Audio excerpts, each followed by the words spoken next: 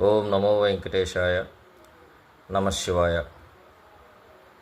మాతృదేవోభవ, పితృదేవోభవ, ఆచార్యదేవోభవ, అతిథి దేవోభవ. భారతీయులందరికీ, ఆంధ్రప్రదేశ్ ప్రజానీకానికి నా యొక్క హృదయపూర్వక నమస్కారాలు.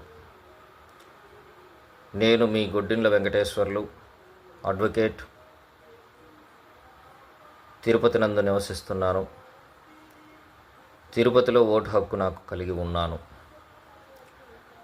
గత కొన్ని సంవత్సరాలుగా తిరుపతి జిల్లాలో పాతుకుపోయి కలెక్టర్గా విధులు నిర్వహిస్తున్నటువంటి డాక్టర్ ఎస్ వెంకటేశ్వర్ గారు మీద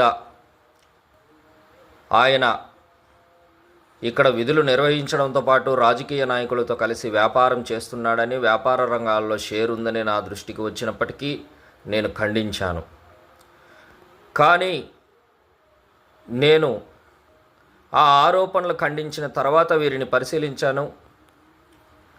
సామాన్యమైనటువంటి ప్రజలకు ఉన్నటువంటి సమస్యల తాలూకు వాళ్ళు వీరిని సంప్రదించినప్పుడు పరిష్కారం చేయాల్సింది పక్కన పెట్టి, రాజకీయ నాయకులకు ప్రాధాన్యతనిచ్చి, అధికారంలో ఉన్నటువంటి ఎమ్మెల్యేలకు కావచ్చు, వారి తాలూకా మనుషులకు కావచ్చు, ప్రయారిటీ బేస్డ్లో అపాయింట్మెంట్స్ ఇస్తూ సాధారణమైనటువంటి ప్రజానికానికి గంటల తరబడి నిరీక్షణ చేపించి నిరాశతో సమస్య పరిష్కారం కాక తిరిగి వెళుతున్నటువంటి ప్రజల తాలూకాగా నేను మాట్లాడుతున్నాను. ఏమయ్యా డాక్టర్ వెంకటేశ్వర్ గారు, తమరు కలెక్టర్గా ఈ జిల్లాకు కేవలం రాజకీయ నాయకులకు మాత్రమేనా, లేదా సామాన్యమైనటువంటి ప్రజలకు కూడా మీరు కలెక్టరా?